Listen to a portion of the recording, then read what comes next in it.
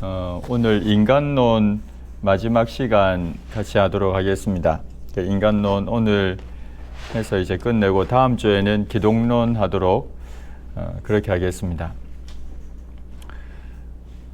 큐티 잘 하고 계시죠? 그래서 먼저 오늘 우리 본문이 갈라디아서 4장 12절에서 20절인데요.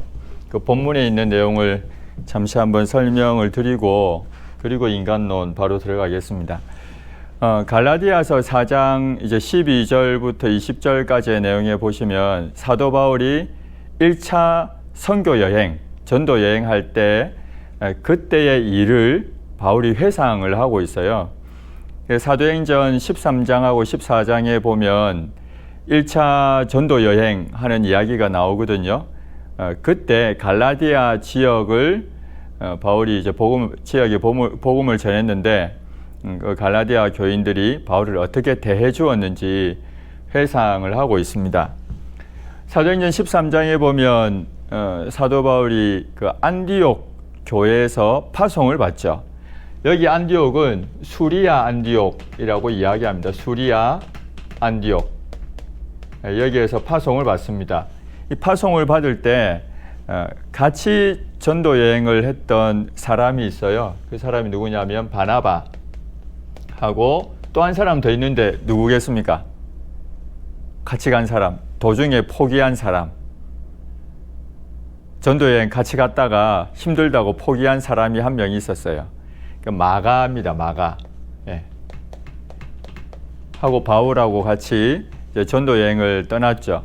그래서 수리아 안디옥에서 이제 실루기아로 가서 배를 타고 섬으로 갑니다. 그레데 섬이라고 하는 섬으로 가요. 그 섬에서 동쪽에 보면 살라미라는 곳이 있고요. 서쪽에 바보가 좀 이상하긴 한데 바보라고 하는 지역이 있습니다. 지명. 여기를 이제 전도하고 다시 배를 타고 어디로 가는가 하면 버가로 갑니다. 그레데 섬으로 갔다가 버가로 가요. 버가에서 올라가면 이제 비시디아 안디옥 등등 쭉 나오는데 여기가 이제 갈라디아 교회입니다. 갈라디아 지역에 있는 교회. 근데 버가가 어떤 지역이냐면 해안가에 있는데 습지가 많아요. 그래서 여기에는 풍토병이 있습니다. 잘 걸리는 병인데 말라리아라는 병 아시죠? 말라리아. 말라리아 병이 여기에 많이 있었어요. 그래서 아마도 사도 바울이 여기에서 버가에서 말라리아에 걸렸을 것이다 라고 대부분 추측을 합니다. 왜냐하면 오늘 본문을 아마 큐티 하셨으면 아시겠지만 내용에 보면 내가 연약한 중에 복음을 전했다라고 했거든요. 아마 병 걸려 있는 상태에서 바울이 복음을 전한 것을 이야기합니다. 그래서 말라리아 병이 걸리면 합병증도 생기는데 보통 두통도 많이 있고요. 또 하나 등장하는 병이 뭐냐면 간질이라는 병입니다. 이 간질병은 발작을 일으켜요. 간질이 걸리면 발작을 일으키니까 당시에 사람들이 이 간질병 걸린 사람을 어떻게 대했는가 하면 이 발작이 일어나니까 귀신하고 연결을 시켰습니다. 그래서 간질병 걸린 사람을 귀신 들린 것과 같은 취급을 했어요. 바울이 만약에 이 간질과 같은 발작을 일으켰다면 오늘 우리가 읽어보면 시험에 들을 정도였다라고 이야기하거든요. 이 병 때문에 아마 간질이 아니었나 이렇게 추정을 많이 합니다. 물론 어떤 사람은 이 눈에 바울이 병이 있었다라고 이야기도 하지만 여기 나중에 14절인가 15절에 보면 눈이라도 빼어서 준다 이 표현 때문에 이야기하지만 사실 거기에 나오는 눈이라도 빼어주겠다 이 말은 다 내어준다 헌신한다는 그런 의미가 강하거든요. 그래서 실제로는 아마 간질이지 않았을까 이 시험과 관련해서 그렇게 이제 추정을 합니다. 그런데도 불구하고 갈라디아 교인들이 바울을 어떻게 대했는가 하면 천사와 같이 대해 주었어요. 그리스도처럼 대해 주었습니다. 이유가 뭐였겠습니까? 바울이 전한 복음 때문이었습니다. 이 갈라디아 지역에 사도 바울이 복음을 전했고 이 복음 때문에 그 지역에 있는 수많은 예수님 믿는 사람들이 바울을 천사처럼 그리스도처럼 그렇게 극진하게 대해주었다는 겁니다. 눈이라도 빼줄 정도로. 그런 상태였는데 지금 이 갈라디아 교회가 어떤가 그 이야기를 사도 바울이 이어서 합니다. 지금 갈라디아 교회 상황은 율법주의자들, 거짓 교사들에 의해서 미혹되어서 넘어간 그런 상태예요. 대부분 율법주의자들에 의해서 넘어가가지고 율법을 지켜야 구원받는다. 혹은 할례를 받아야 된다. 여기에 넘어가 버렸습니다. 이 거짓 교사들은 열심을 냈어요. 오늘 본문에 있는 표현처럼 정말 열심을 냈습니다. 이렇게 열심을 내서 왜 이렇게 열심을 냈냐면 이간시키려고 열심을 냈다고 성경은 이야기해요. 그래서 사도 바울이 전했던 복음이나 그로 인해서 생겨난 갈라디아 지역에 있는 신앙 공동체 여기로부터 벗어나도록 하도록 떨어지게끔 만드는 겁니다. 그렇게 떨어지게 만들어서 그 떨어진 사람들이 율법주의자들, 거짓 교사들을 더 섬기도록, 편들도록 이렇게 만들려고 지금 그들이 열심을 내고 있다. 이렇게 사도 바울이 말해요. 그러면서 오늘 우리가 아까 조금 전에 1교시 때 또 이야기했지만 19절에 보면 바울이 뭐라고 했는가 하면 내가 다시 해산하는 수고를 한다. 이용선 목사님 얘기하셨는데요. 해산하는 수고는 한 사람의 해산은 한 번밖에 안 하잖아요. 아이를 낳을 때. 근데 다시 한다고 이야기해요. 과거에 복음을 전할 때 해산하는 수고를 해서 복음을 전했는데 지금 이런 상태가 되어서 또다시 해산하는 수고로 이제 하고 있다는 겁니다. 바울이. 그래서 이루고자 하는 게 그리스도의 형상을 이루고자 한다라고 이야기하고 있습니다.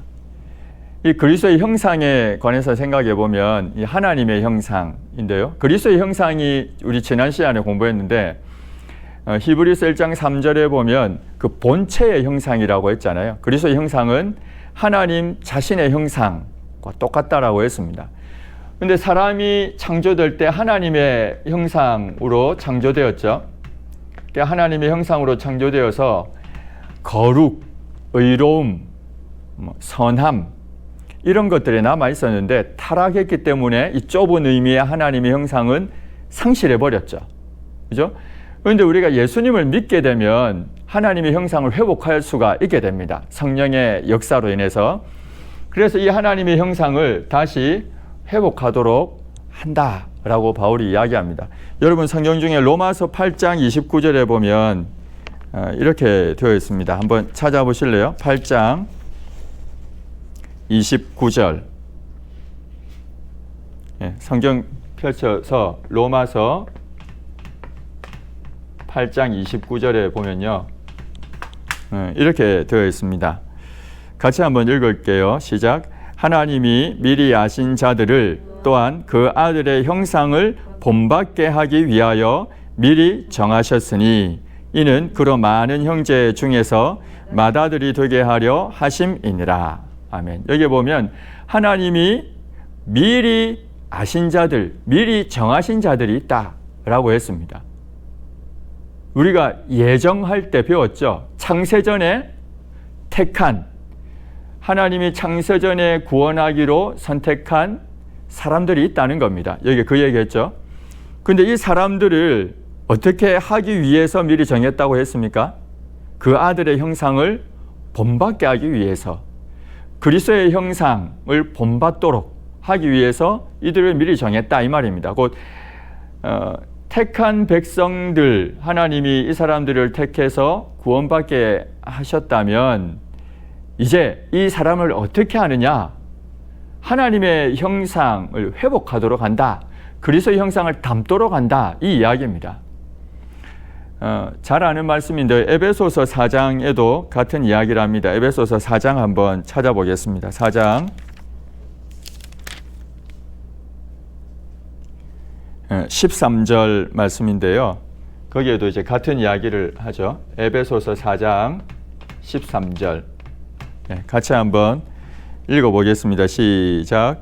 우리가 다 하나님의 아들을 믿는 것과 아는 일에 하나가 되어 온전한 사람을 이루어 그리스도의 장성한 분량이 충만한 데까지 이르리니.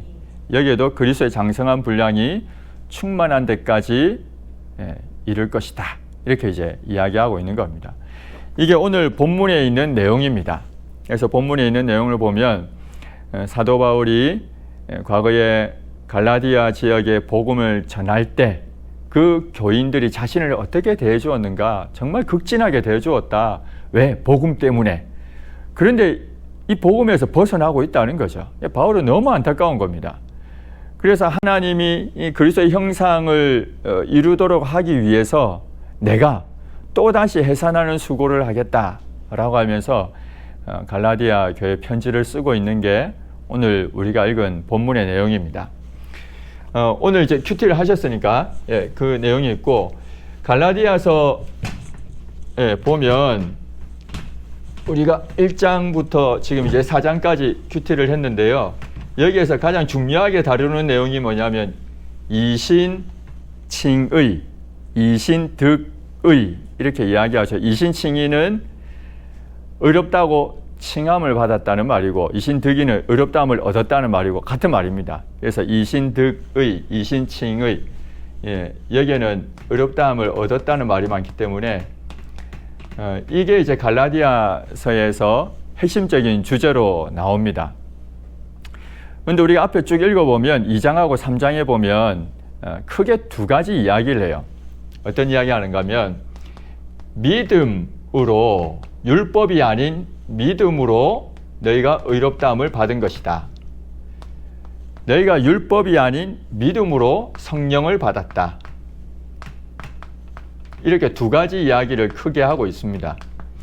그러니까 너희가 의롭다함을 받은 것은 율법을 행해서 의롭다함 받은 게 아니라 믿음으로 된 거 아니냐. 너희가 성령을 받은 것은 그것을 너희가 직접 경험을 했는데 그건 너희가 율법을 행해서가 아니라 믿음으로 된 것이다. 이 이야기를 바울이 2장과 3장에서, 특히 3장에서 강조하고 있습니다. 그러면서 아브라함 이야기를 하죠. 아브라함 이야기합니다. 창세기 15장 6절에 보면 우리가 잘 아시는 내용인데요. 하나님이 아브라함에게 나타나셔서 하나님이 나는 너의 상급이다, 너의 방패다 이렇게 이제 말씀을 하시고는 막 별들도 보여주고 이제 이 모든 장면들을 다 보여주십니다. 그리고 약속을 하시죠. 그러자 아브라함이 하나님을 믿음에 하나님 이를 그의 의로 여기셨다라고 이야기합니다. 창세기 15장 6절은 아브라함이 의롭다고 여김을 받게 된 게 왜 의롭다고 여김을 받게 되었는가 하면 하나님을 믿었기 때문이다 라고 이야기합니다. 아브라함이 하나님을 믿었기 때문에 의롭다함을 받은 것이다 라고 이야기를 분명하게 하고 있어요. 그런데 아브라함이 하나님을 믿었다라고 할 때 아브라함이 뭘 믿은 겁니까? 아브라함이 하나님을 믿었다. 하나님의 약속의 말씀을 믿은 거죠. 그죠? 하나님이 아브라함에게 주셨던 그 약속의 말씀을 아브라함은 믿었습니다. 그래서 의롭다고 칭함을 받은 겁니다. 그 약속의 내용이 뭐냐면 두드러지게 나타나는 게 자손에 대한 이야기입니다. 그죠? 자손이 많아질 것이다. 이제 그 이야기를 하고 있어요. 창세기 22장에 보면 독특한 게 나옵니다. 22장에 자손에 대한 이야기를 했는데 그래서 이삭을 주셨잖아요. 근데 하나님이 이삭을 바치라고 했죠. 그래서 아브라함이 이삭을 바치죠. 그때 하나님이 멈추게 하시고 대신 숫양을 주시죠. 이삭 대신에 숫양을 주어서 이삭 대신에 숫양이 죽습니다. 죽임을 당합니다. 그래서 여호와 이레라는 이야기가 거기에서 나와요. 그래서 이삭을 대신한 숫양에 대한 이야기를 22장에서 이제 하면서 여러분들 창세기 22장 18절 한번 보시겠습니까? 이렇게 이야기하고 있습니다. 창세기 22장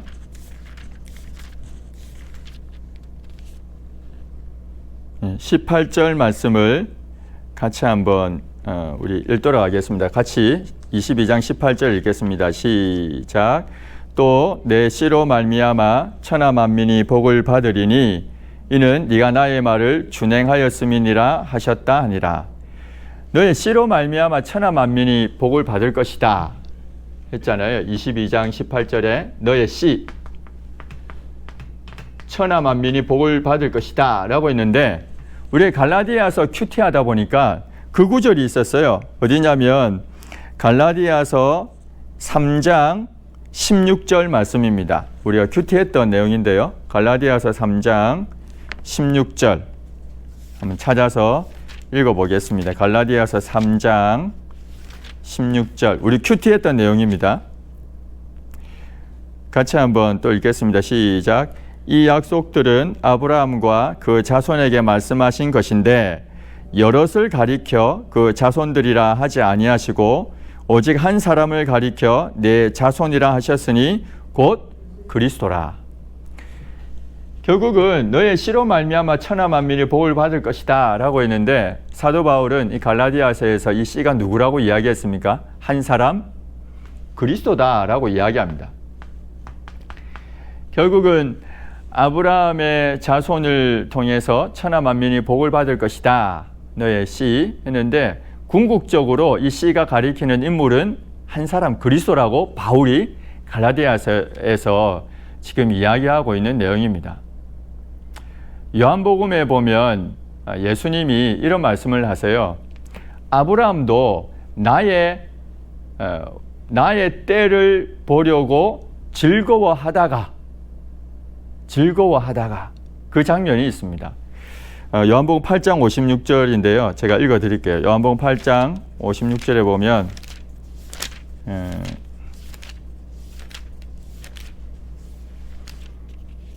8장 56절에 너희 조상 아브라함은 나의 때 볼 것을 즐거워하다가 이제 보고 기뻐하였느니라 이야기하거든요. 아브라함이 살아있을 때 나의 때 볼 것을 즐거워했다라는 겁니다. 예수님이 오실 것을 내다봤다는 겁니다.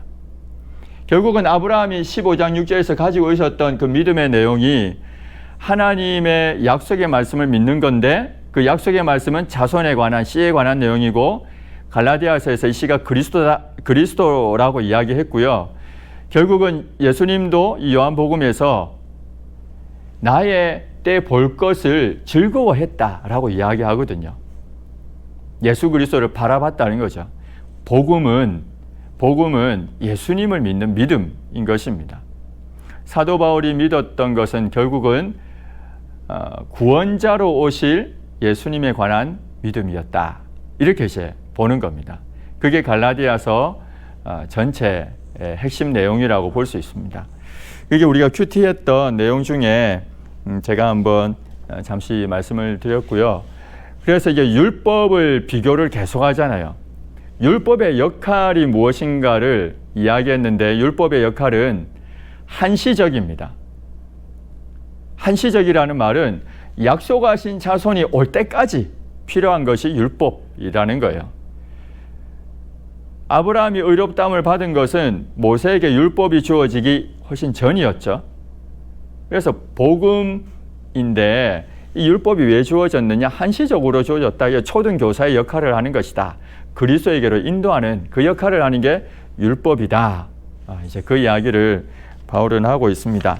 이게 오늘 우리가 큐티했던 내용입니다. 그래서 먼저 제가 이 말씀을 한번 드리는 게 좋을 것 같아서 드리고, 여러분들이 이제 성경을 또 큐티를 이제 제가 아까 축소 체크할 때 들으니까 너무 잘하시더라고요. 7번, 5번, 4번 다들 이렇게 잘하셨는데, 큐티 하시면서 또 성경에 관한 궁금한 게 있거나 이러면 언제든지 또 물어보시고 또 잘 살펴도 보시고 그렇게 하면 많이 좋을 것 같습니다. 오늘은 인간론 중에 인간의 타락에 대한 이야기부터 하도록 하겠습니다. 인간의 타락.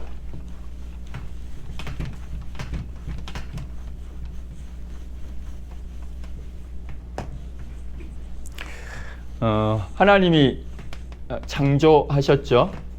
또 시간이 쭉 가서 종말이 있습니다. 종말. 언제 종말입니까? 종말은 언제가 종말입니까? 재림이죠. 재림할 때 종말해서 이제 심판이 있는데, 근데 이게 끝은 아니죠. 그죠? 새 하늘과 새 땅이 있잖아요. 새 하늘, 새 땅이 있습니다. 새 하늘과 새 땅은 의인들에게 주어지죠. 그러면 악인들에게는요.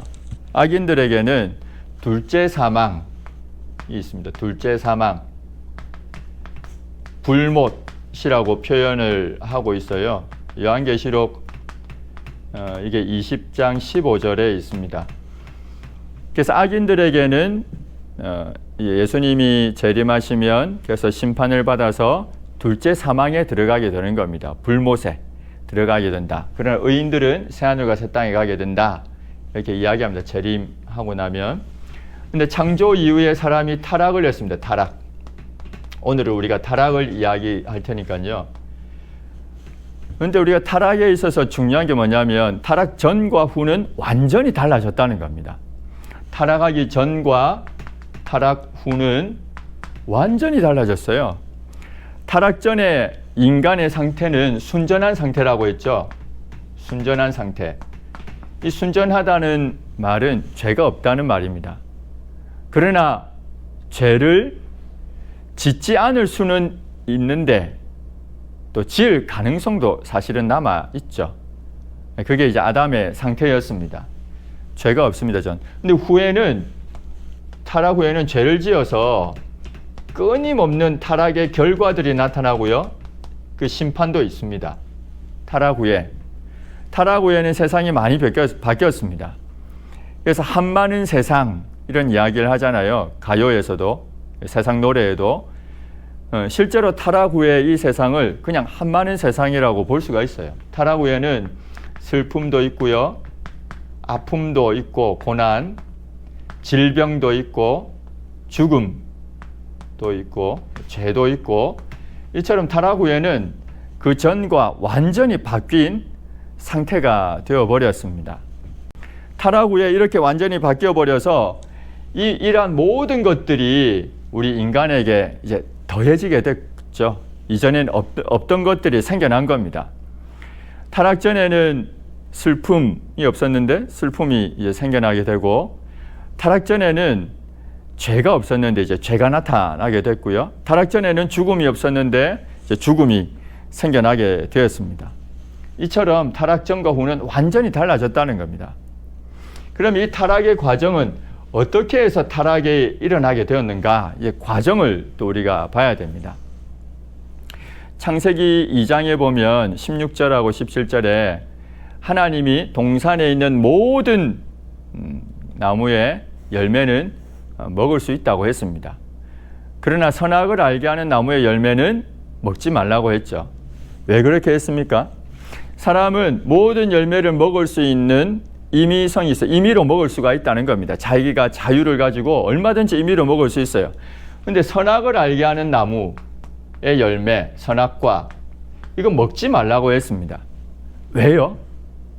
이걸 왜 두셨어요? 우리가 지난주에 공부했는데 하나님이 왕이시고 하나님이 주인이시라는 것을 이게 나타내는 겁니다. 사람은 하나님의 형상으로 창조되어서 하나님을 반영하죠. 또 하나님을 대리하잖아요. 하나님 뜻대로 다스려야 되잖아요. 반영하고 대리하는 존재인데 이 사람이 참된 왕이 있구나. 나는 피조물이구나. 나는 독립적인 존재가 아니라 하나님을 의지해야 하는 존재이구나 라는 것을 이걸 통해서 안다는 겁니다. 하나님의 금지 명령을 통해서. 이걸 행위언약이라고 했잖아요. 먹지 말라. 그런데 이걸 따 먹습니다. 그죠? 이걸 이제 먹어서 타락하게 됐어요.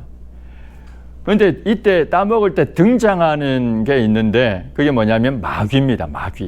마귀가 등장해요. 마귀. 이 마귀에 대해서 요한복음 8장 44절에는 뭐라고 했는가 하면 그는 처음부터 살인한 자다 이야기했죠. 처음부터 살인한 자다. 그는 거짓말쟁이다, 거짓의 압이다 라고 이야기합니다. 쉽게 말해서 마귀의 가장 중요한 특징 중에 하나가 거짓말이라는 거예요. 거짓말, 마귀.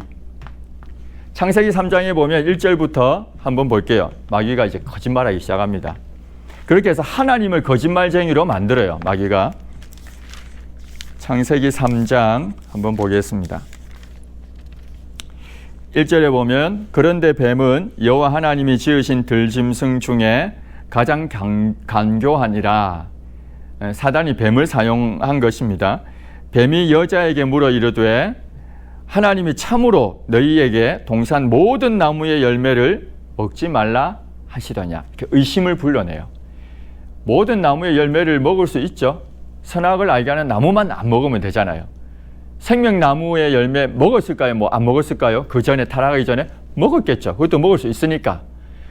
금지 명령으로 주어진 선악과만 못 먹는 겁니다.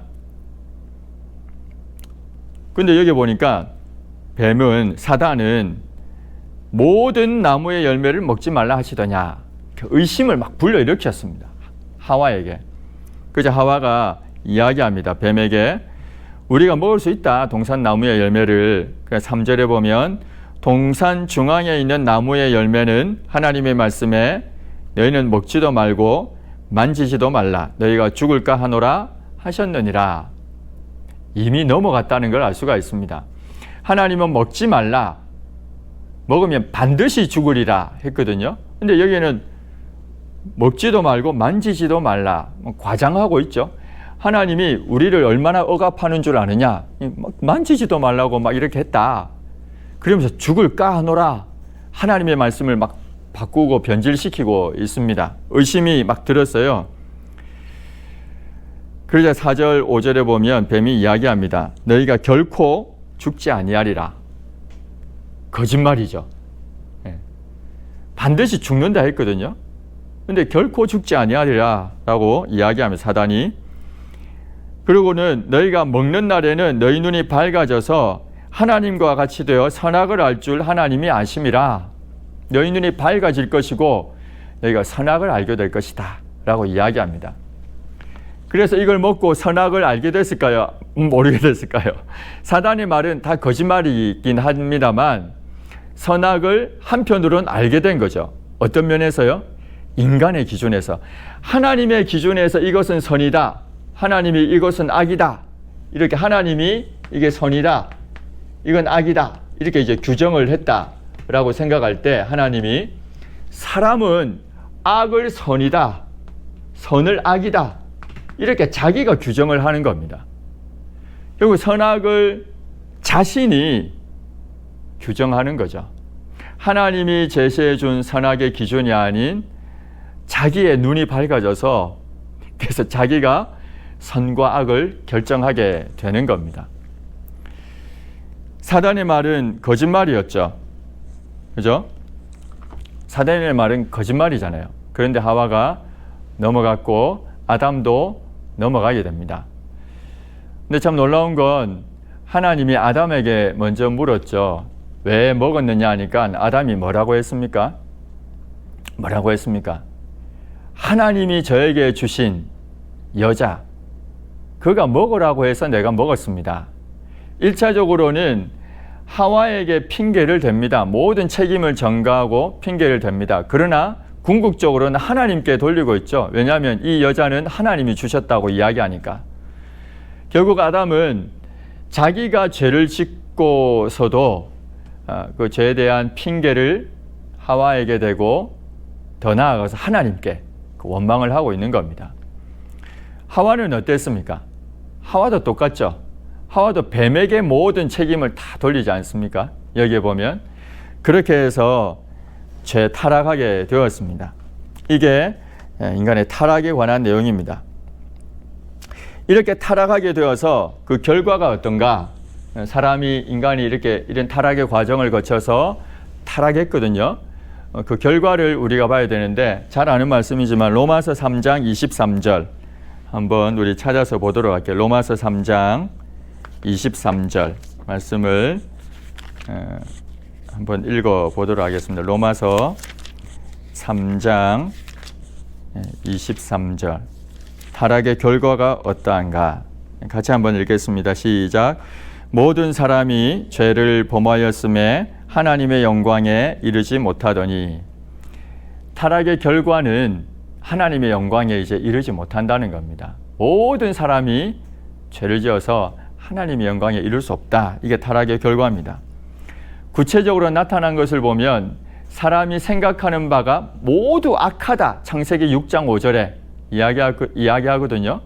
사람의 계획하고 생각하는 것이 다 악하다. 그래서 노아 홍수가 일어나지 않습니까? 에베소서 2장 1절하고 2절 우리 찾아서 한번 읽겠습니다. 에베소서 2장 1절하고 2절 같이 한번 읽겠습니다. 시작. 그는 허물과 죄로 죽었던 너희를 살리셨도다. 그때 너희는 그 가운데에서 행하여 이 세상 풍조를 따르고 공중에 권세 잡은 자를 따랐으니 곧 지금 불순종의 아들들 가운데에서 역사하는 영이라. 타락의 결과는 허물과 죄로 죽었다라는 겁니다. 3절에 본질상 진노의 자녀다라고 이야기합니다.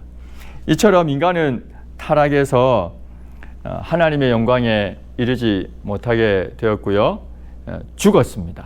본질상 진노의 자녀가 되었습니다.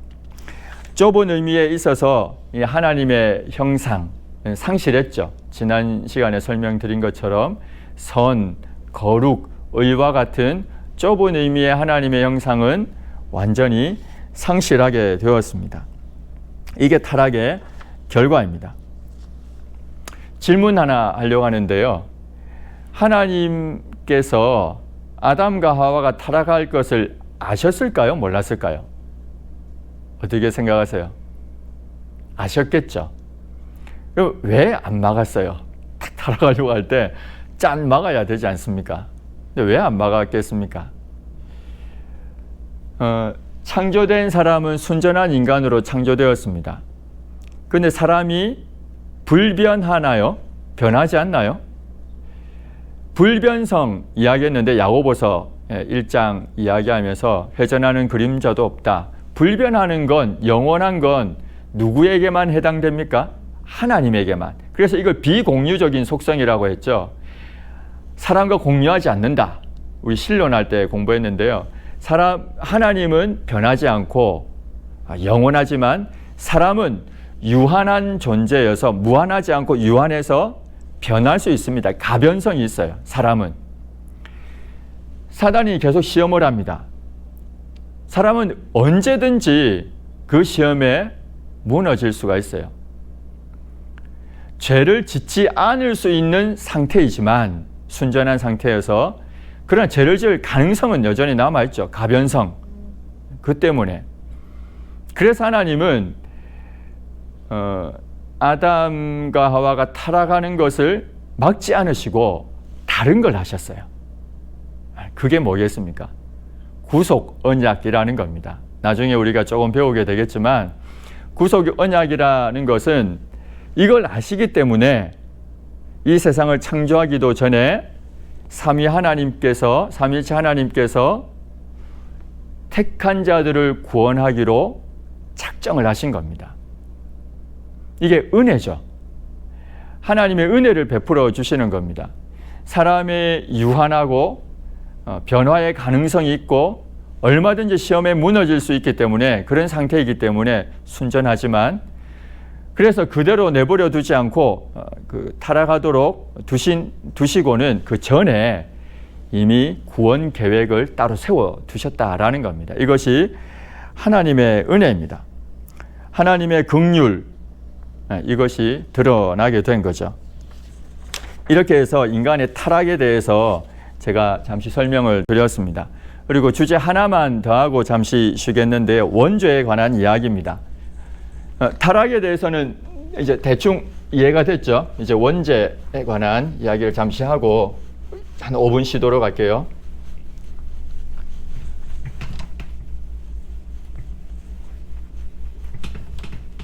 사람의 죄에는 원죄와 자범죄가 있습니다. 아마 이게 조지신학 이게 하면 배우는데 죄에는 원죄가 있고요. 자범죄가 있어요. 자범죄는 자기가 짓는 죄입니다. 이 죄에 대한 책임이 누구에게 있을까요? 죄책이라고 하는데요. 죄에 대한 책임 누구에게 있겠습니까? 자기가 죄를 지으니까 죄에 대한 책임은 자기에게 있죠. 그죠? 죄에 대한 책임은 자기에게 있습니다. 원죄는요, 죄에 대한 책임이 누구에게 있어요? 원죄는 내가 지은 죄는 아니잖아요. 어떻게 보면 누가 지었습니까? 원죄 아담이 지었잖아요. 아담, 첫사람 아담. 아담이 지었습니다. 아담이 죄를 지었어요. 그런데 우리가 이 원죄에 대한 책임을 지금 현재 지고 있거든요. 왜 아담이 지었는데 내가 짓지도 않았는데 왜 이 죄에 대한 책임을 내가 져야 하느냐? 이 질문을 우리는 하게 됩니다. 왜 그런가 하면 아담은 모든 인류의 대표자가 되기 때문이에요. 모든 인류의 대표자가 됩니다. 아담은. 쉽게 말해서 자연적으로 생식에 의해서 태어나는 자연적인 머리가 되죠. 아담이. 또한 법적인 머리로 하나님이 규정을 해두셨어요. 로마서 5장 12절 한번 보시겠습니까? 로마서 5장 12절 말씀을 한번 찾아보겠습니다. 로마서 5장 12절 5장 12절 같이 한번 읽겠습니다. 시작. 그러므로 한 사람으로 말미암아 죄가 세상에 들어오고 죄로 말미암아 사망이 들어왔나니 이와 같이 모든 사람이 죄를 지었으므로 사망이 모든 사람에게 이르렀느니라. 여기 보면 한 사람으로 말미암아 죄가 들어왔죠. 그죠? 그리고 이 죄로 말미암아 뭐가 왔어요? 사망이 왔습니다. 여기에서 우리가 뻔히 아는 것처럼 이 한 사람은 아담을 말해요. 아담이 죄를 지어서 죄가 들어오게 되고 그래서 이 죄가 들어와서 사망에 이르게 된 거 맞아요. 근데 바로 이어지는 내용은 이와 같이 모든 사람이 죄를 지었다라고 이야기합니다. 이것은 아담이 법적인 대표가 된다는 거예요. 대표. 아담의 허리에서 나온 모든 사람은 아담이 지은 그 죄, 대표자로서의 아담이 지은 죄, 자기가 지은 게 된다는 겁니다. 모든 사람이 죄를 지었다. 모든 사망이 모든 사람에게 이르렀다라고 이야기합니다. 고린도전서 15장 한번 보겠습니다. 고린도전서 15장 21절하고 22절.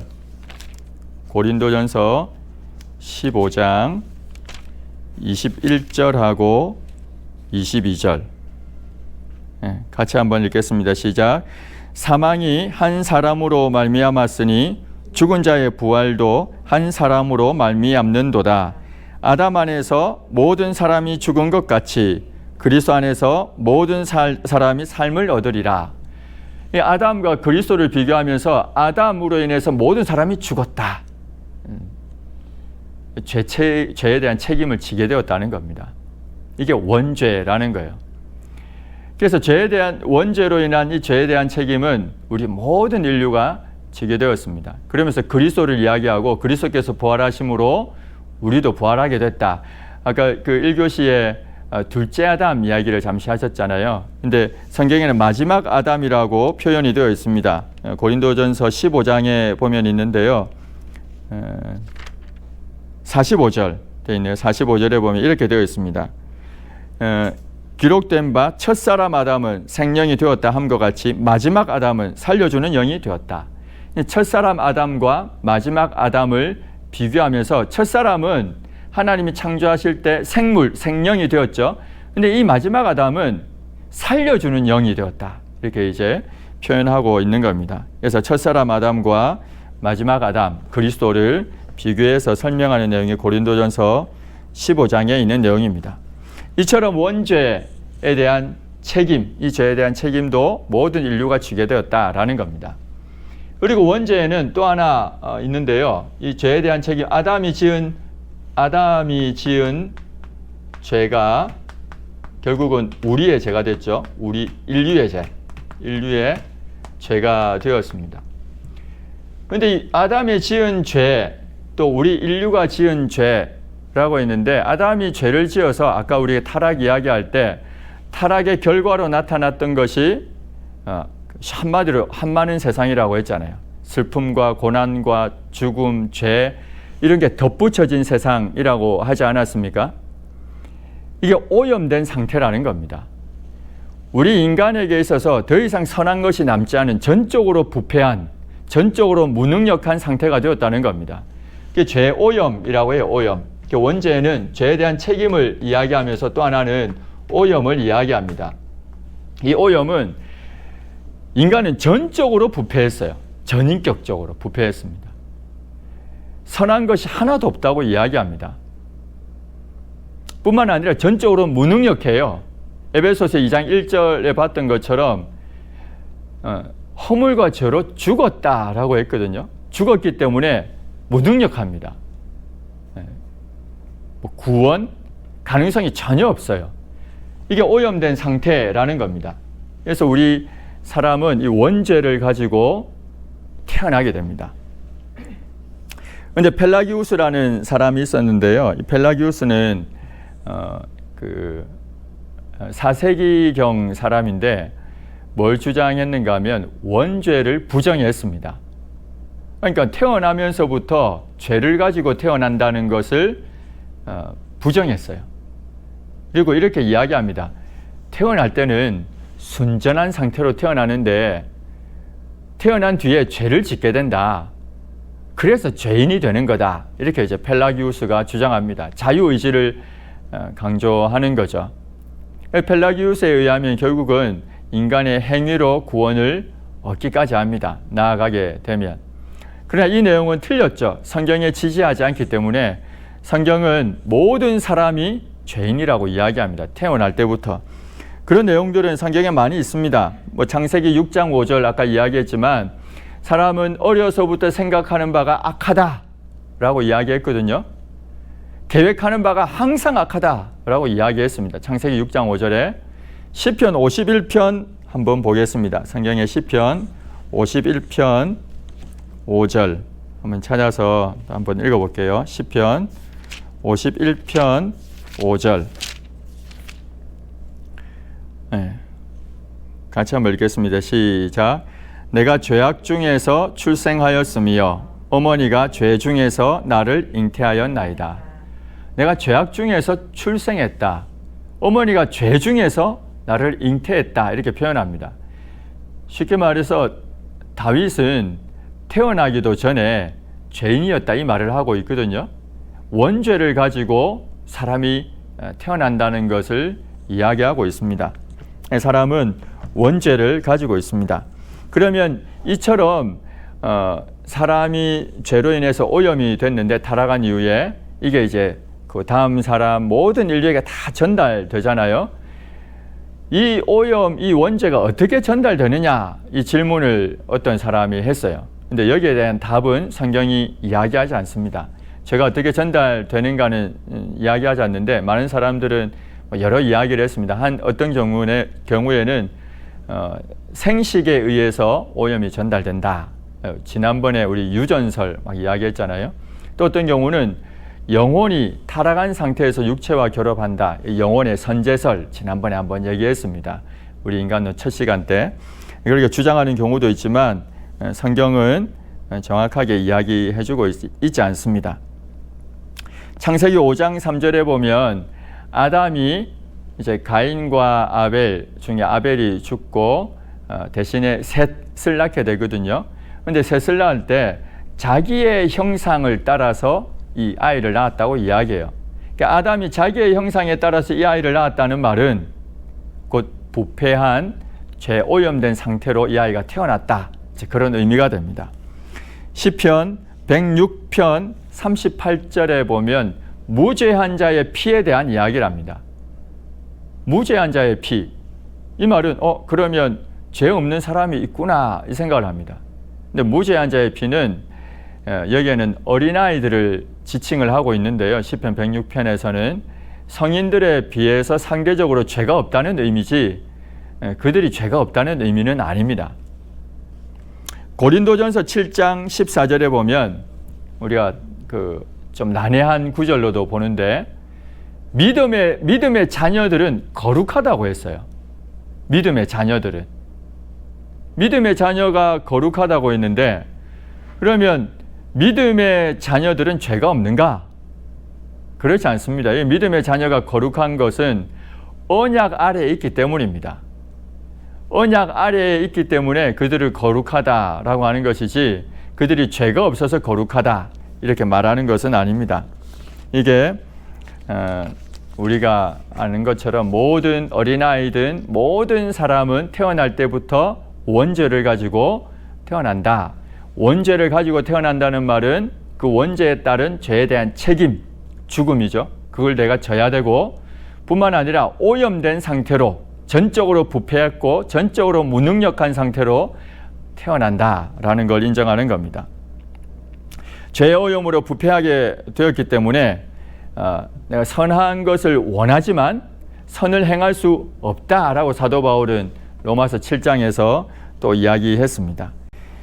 사람의 마음에서부터 나오는 것이 더러운데 이유는 그 마음에 있는 것이 악하기 때문이다 라고 이야기합니다. 오염됐기 때문에 그렇습니다.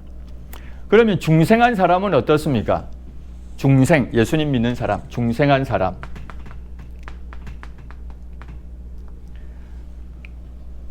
중생한 사람이 원죄가 있을까요? 없을까요? 중생한 사람. 예수님은 의롭다 하셨잖아요. 의롭다 하셨기 때문에 더 이상 죄인, 악인이 아닌 의인이라고 불릴 수 있죠. 그죠? 중생한 사람은. 그런데 중생한 사람은 죄를 짓습니까? 안 짓습니까? 죄를 짓잖아요. 그걸 어떻게 설명하겠냐는 겁니다. 원죄의 흔적이 남아있다. 이렇게 이제 표현을 해요. 쉽게 말하면 중생한 사람은 타락하기 전 사람은 타락전 인간은 순전한 상태여서 죄를 지을 수 없는 가능성이 있죠. 죄를 지을 수 없는 가능성이 있죠. 그러나 타락한 뒤에는요, 타락 후는 죄를 지을 수 없는 가능성이 없죠. 이제 죄를 지을 수밖에 없다는 겁니다. 타락 후에는. 중생하면요, 죄를 짓기도 하고 짓지 않을 수도 있습니다. 어떤 면에서 죄를 짓지 않을 수가 있습니까? 성령 하나님께서 말씀으로 역사하실 때, 우리 그 마태복음 아까 공부할 때도 같은 얘기를 했는데, 예수님 믿는 사람들은 성령의 역사로, 성령이 하나님께서 말씀으로 역사하시거든요. 역사 가운데에서 죄를 짓지 않을 수도 있다는 겁니다. 물론 죄를 짓기도 합니다. 그래서 원죄에 대해서 예수님이 죄를 다 용서해 주셨죠. 그래서 우리 의롭다함을 받았지만 여전히 그 흔적이 남아있어서 이 땅에 사는 동안에는 죄를 짓기도 하는 겁니다. 그러나 짓지 않을 수도 있어요. 우리가 성령으로 충만하면 죄를 짓지 않을 수도 있다라는 겁니다. 원죄의 흔적이 남아있습니다. 중생한 사람은 옛사람입니까? 새사람입니까? 새사람이잖아요. 더 이상 옛사람이 아니라 새사람입니다. 그래서 죄를 짓지 않을 수도 있다는 겁니다. 성령에 의해서 얼마든지 그런 가능성이 있다.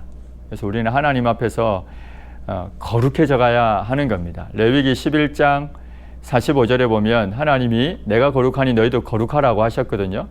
그래서 점점 우리는 하나님의 거룩하심을 닮아가게 되는 겁니다. 오늘 우리가 갈라디아서 4장 19절에서 봤던 것처럼 그리스도의 형상을 이루는 삶을 우리가 또 살아가야 된다는 거죠.